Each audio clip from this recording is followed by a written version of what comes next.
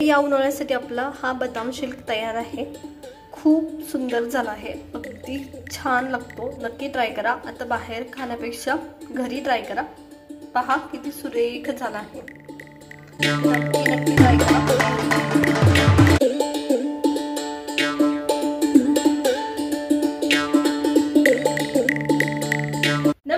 मी कोमल तुमच्या सगळ्यांचं आपल्या रेसिपी चॅनलमध्ये खूप सारं स्वागत करते। तर आज आपण बदाम शेकची रेसिपी घेऊन आलो आहोत। अगदी साधी सोपी जी आपल्याला बाहेर आता सध्या भेटत आहे ती पटकन होते। तर हे बदाम मिल्क शेक बनवताना मी इथं कस्टर्ड पावडरचा वापर केलाय। तुम्ही नाही केला आणि फुल फॅट दूध घेतलं आणि ते खूप जास्त आठवलं, 1 लिटरचं अर्धा लिटर वगैरे केलं तर कस्टर्ड पावडर टाकायची गरज भासणार नाही। त्याच्यामुळे जर तुम्ही जास्त घट्ट फुल फॅट मिल्क यूज केलं तर कस्टर्ड पावडर वापरावी लागणार नाही।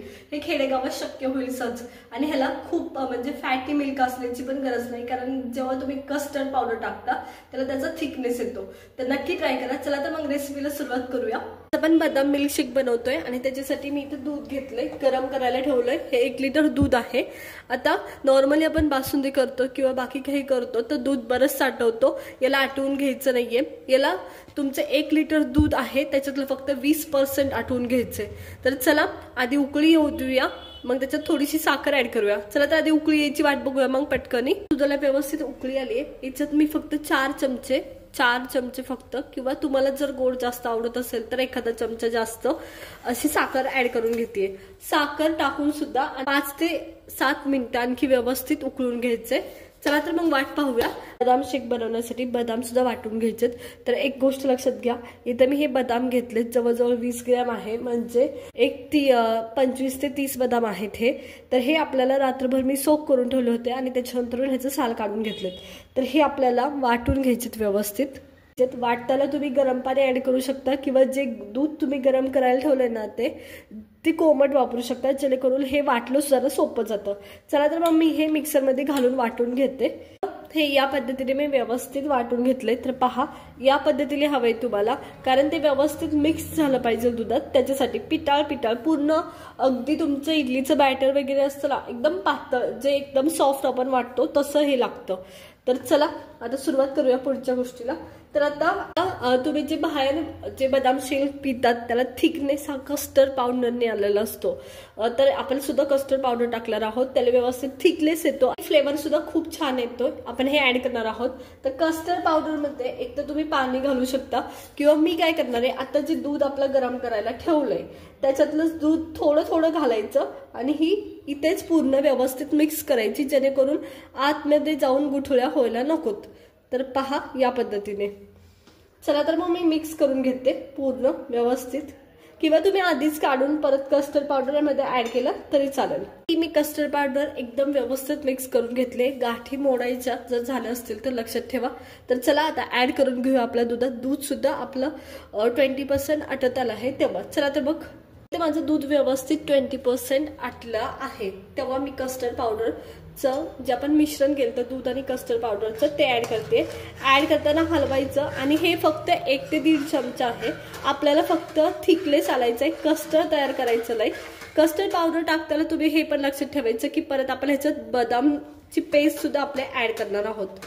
तर चला मी ऍड करून घेते। तर हे आता व्यवस्थित झालंय, 1 ते 1.5 चमचा एकदम व्यवस्थित।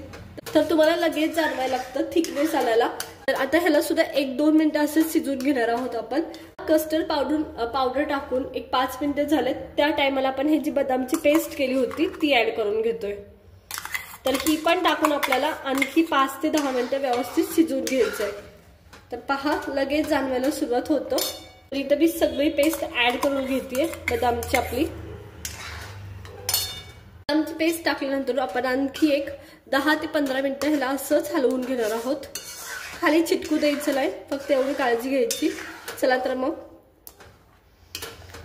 तुम्हाला हवं तेवढं तुम्ही खरं तर आटवू शकता, किंवा हवं तेवढा वेळ तुम्ही घेऊ शकता, ज्याप्रमाणे तुम्हाला थिक पाहिजे त्याप्रमाणे।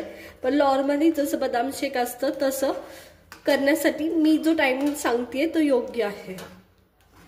तर पहा खूप सुरेख झाले। तुम्हाला बाहेर बदाम शेक मिल्क शेक पेल्याची गरज पडणार नाही, हा जर तुम्ही घरी करायला शिकलात तर। तर पहा एक थिकनेस यायला सुरुवात झाली आहे. आता बदाम सुद्धा त्याचा फ्लेवर सोडायला सुरुवात करतो. इथं माझं बदाम शेक व्यवस्थित मिक्स झालंय म्हणजे तयार झालंय. तुम्हाला मी थिकनेस दाखवते.